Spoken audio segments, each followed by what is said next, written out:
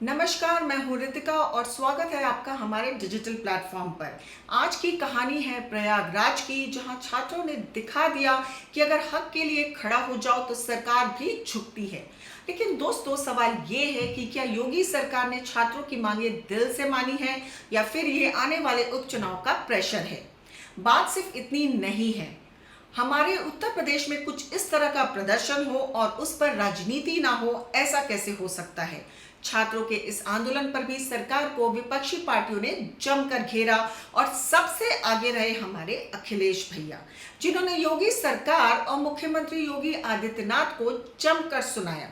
अखिलेश यादव ने योगी सरकार पर तंज कसते हुए कहा, नौकरी और रोजगार को लेकर युवाओं को धरने पर बैठना पड़ रहा है। उत्तर प्रदेश सरकार को छात्रों की एकजुटता को देखते हुए पीछे हटना पड़ा।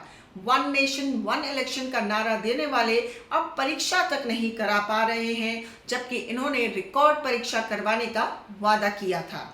नौकरी ना मिले इसलिए इस मामले को उलझाने के लिए ये लोग हाई कोर्ट जाते हैं। खैर, ये तो नई बात नहीं है। मामला चाहे परीक्षा का हो या कुछ और, राजनीति तो होनी जरूरी है।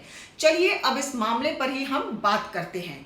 दोस्तों, बात शुरू होती है प्रयागराज से, जहां हजारों छात्र सड़कों पर उतर आए। उनकी मांगे थी पारदर्शी भर्ती प्रक्रिया, समय पर रिजल्ट और परीक्षा और एक साफ सुथरा सिस्टम। लेकिन सरकार तो कान में रुई डालकर बैठी थी। महीनों से ये छात्र आवाज उठा रहे थे, लेकिन जब तक नारे ना गूंजने लगे तब तक कोई सुनने को तैयार नहीं था। सरकार शायद यही सोच रही थी कि छात्र चिल्लाते रहेंगे, हम अनदेखा कर देंगे। लेकिन छात्रों ने बता दिया कि जब बात हक की हो तो वो ना हटते हैं, ना उन्हें कोई बांट सकता है। अब कहानी में ट्विस्ट तब आया जब छात्रों का ये आंदोलन इतना बड़ा हो गया कि सरकार को घुटनों पर आना पड़ा। आखिरकार छात्रों की मांगे मान ली गई। लेकिन दोस्तों, ये बदलाव आया क्यों?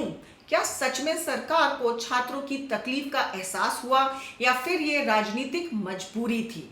देखिए, चुनाव का टाइम हो और युवाओं का गुस्सा दिखने लगे तो नेताओं को तो डर लगने लगता है। आने वाले उपचुनाव में ये छात्र वोट डालते हैं और सरकार का हाल वही होता जो कई राज्यों में हाल ही में हुआ। तो क्या ये फैसला छात्रों की मांग पूरी करने के लिए था या फिर वोट बैंक बचाने का आखिरी दांव?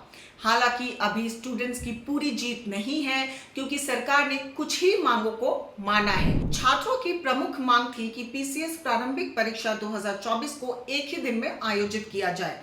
मुख्यमंत्री योगी आदित्यनाथ ने इस मामले का संज्ञान लेते हुए आयोग को छात्रों के साथ संवाद और समन्वय बनाकर आवश्यक निर्णय लेने के लिए निर्देश दिए। इस पहल के बाद उत्तर प्रदेश लोक सेवा आयोग यानी यूपीपीएससी ने परीक्षा को एक दिन में आयोजित करने का निर्णय लिया। इसके अलावा आरओ एआरओ परीक्षा के संबंध में भी एक समिति का गठन किया गया है। यह समिति सभी आवश्यक पहलुओं का मूल्यांकन कर अपनी विस्तृत रिपोर्ट जल्द ही प्रस्तुत करेगी।